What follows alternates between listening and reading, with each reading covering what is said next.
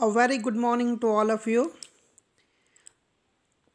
Now, today we are going to study the first chapter of your prescribed textbook Hornbill, and this is a book which is prescribed by CBSE for class plus 1. And the name of the chapter is The Portrait of a Lady. It is written by Khushwant Singh. Khushwant Singh was born on 4th February 1915 and died on 20th March 2014. He was an eminent writer, advocate, and above all, a very good writer. His experiences during the partition of India inspired him to write his famous novel named A Train to Pakistan. Train to Pakistan was the title of the novel which he wrote. So, we are going to study The Portrait of a Lady. In The Portrait of a Lady, portrait actually refers to a picture, photograph, or painting of someone, or it is the written account of somebody or something. When in this story, Khushwant Singh portrays his life and his relationship with his grandmother. In the first para, he tells us that his grandmother, like everybody's grandmother, was an old woman. She was always old and wrinkled for the last 20 years.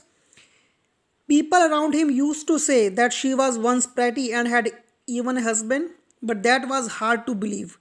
And as far as his grandfather was concerned, his portrait was hung above the mantelpiece in the drawing room. Mantelpiece refers to a shelf above the fireplace.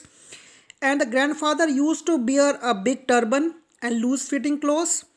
His long white beard covered the best part of his chest, and he looked at least 100 years old. And he did not look the sort of person, he did not look the type of person who would have children. But he looked as if he had lots and lots of grandchildren. And as far as my grandmother being young and pretty, it was a fact which was not easy to be believed in. And she often told the author that she used to play games when she was a child, but the author did not believe her words. And he thought the stories which were told by the grandmother to the author as fables of the prophets she used to tell the author. Now, what are fables? Fables are the stories which are intended to teach a moral lesson through animals as characters. Now, in the second para, we come to know about the physical features of the grandmother. Grandmother was short, fat, and slightly bent. Her face was a crisscross of wrinkles.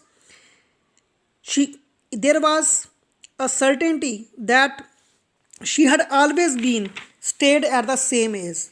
She was old, terribly old, and she had stayed at the same age for the last 20 years. Although she was not beautiful externally, but she was beautifully from inside. She walked like a lame person in the house in her spotless white dress, and she used to take help of her one hand to balance a stoop, and the other hand was always busy in telling the beads of rosary. Her silver locks were scattered around her face, which was puckered, but she was beautiful according to the author.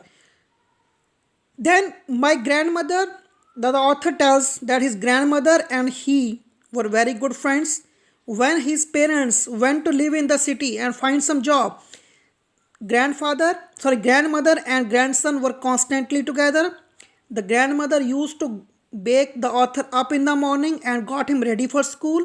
She said her morning prayers in a monotonous sing song so that the author could learn and get to know all these prayers by heart.